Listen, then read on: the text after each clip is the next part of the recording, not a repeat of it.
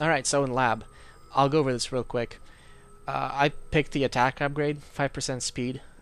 You're going to be dropping Marines in bunkers, and they're going to be attacking 5% faster for, I don't know if it's for every upgrade or if it's just if you upgrade, but either way, 5% is really good, especially if you have 6 Marines, and each one of them is attacking 5% faster. Um, this upgrade is definitely better than this one. This is just they get more hit points, so I don't know if that's really that good. Microfiltering on the second tier, you get gas 25% faster. The other alternative is instant supply depots. This is kind of like a gimmick. I definitely don't recommend you get this. Get the refineries because you're gonna be hurting on gas on like every mission, so you want to get this. The third tier is a debated tier. You can either get automated refinery or command center reactor. I actually went with the reactor because I found that I needed to build SCVs quickly on most missions. Um, on any lower difficulty, you can probably use the refinery just for less headache, so you don't have to use any SCVs. I found the reactor to be better, but mileage may vary. Fourth tier, you have the science vessel. The science vessel is really good. Whenever you have a fleet of battle cruisers or a fleet of banshees, you're gonna want to bring 2 science vessels with it, or 3, or maybe park some science vessels like over your tanks or something to repair them. Um, this is an extremely useful unit for single player. In fact, it will be extremely useful in multiplayer too. But the alternative is the Raven, and I just don't recommend the Raven at all.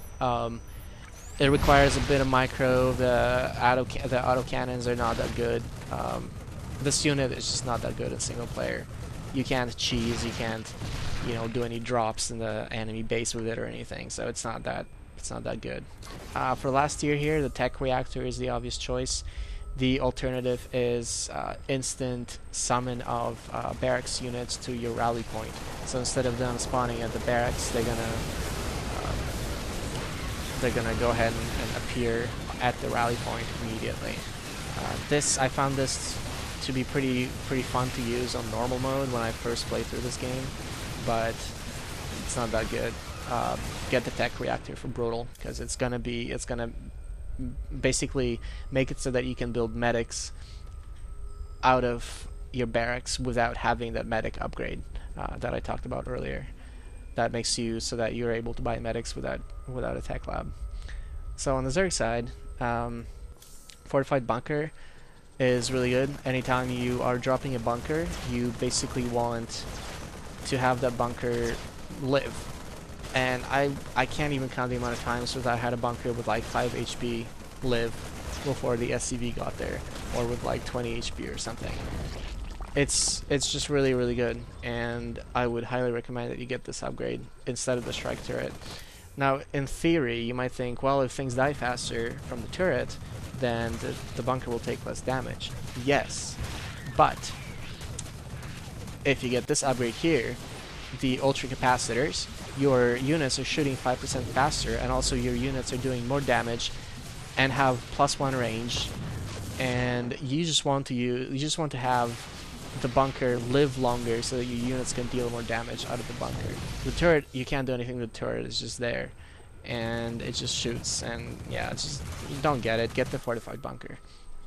Planetary fortress versus perdition turret. There's a fair bit of discussion about this. I wouldn't say that the planetary fortress is necessary for any mission. It is definitely useful. Especially on missions like All In.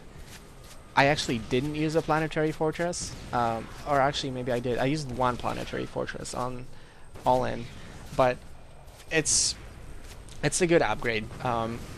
If anything, you can either use this or you can use this to guard like an expansion that you built. Either will work.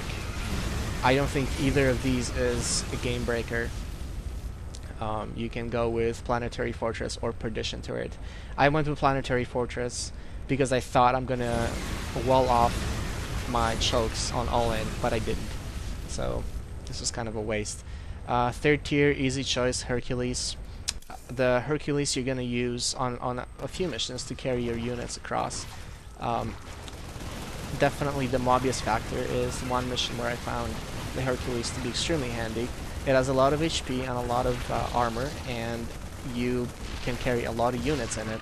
So I would definitely recommend the Hercules over the Predator, which I didn't build a single one ever. I got this on my first playthrough. I built maybe 0 of them because they're awful. So 4th tier, we have the cellular reactor versus the regenerative biosteel, which is again a point of contention. Depends on what you want. I picked the reactor because I wanted my science vessels to start with 100 energy and just have a higher maximum of energy.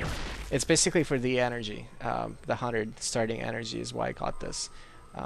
Biosteel would probably be good if you were planning on going mech, like Hellions and Thors and Goliaths. This would be probably really good if you had a lot of units. Then your healing across all units would probably be higher than if you had a single science vessel healing, or 2 even. But I was going bio, so I just picked this for battle cruisers and banshees. And then the last upgrade in the Zerg tree, the last research rather, the Side Disruptor versus the Hive Mind Emulator. Since I went the Nidus worm way in all-in, I picked the Disruptor, and I can't say enough how good this is on that mission, especially. On every other mission, I didn't use this even once, but I did use it on all-in, and I'll actually have a couple videos coming up with 2 of the hardest missions actually in this game that I've wrapped, where I'm going to talk a little bit about the strategy that I used. But the Side Disruptor is definitely mandatory for, well, not mandatory, but it's extremely good to have on all-in brutal if you go with the Nidus worms. If you don't, if you go with flying, you might as well go for the Hive Mind Emulator, because what you can do is you can mind control the Mutalisks and the Broodlords and use them on Kerrigan. So that's actually one thing that I tried before. I actually tried that strategy on hard and got to like 88%, but I just ran out of steam. I couldn't micro well enough to control like all 5 sides of my base that were getting attacked. So definitely get the Side Disruptor if you're going Nidus. If you're going air, get the Hive Mind Emulator. Build 20 of them around your artifact, and just mind control everything that comes. So yeah, so that's pretty much it. Go ahead and look for my other videos coming up a little bit later about all-in on brutal and all-in, and the Utter Darkness on brutal. These 2 missions gave me probably the most trouble besides Engine of Destruction, and there's just some ways, some things that you can do. As you can see, I did the Utter Darkness like almost before the last mission, and Engine of Destruction too, because it was pretty hard. So yeah, that's about it. Go ahead and leave comments if you guys have any questions, or send me a message on YouTube, and I'll try to get back to you. Alright, thanks guys.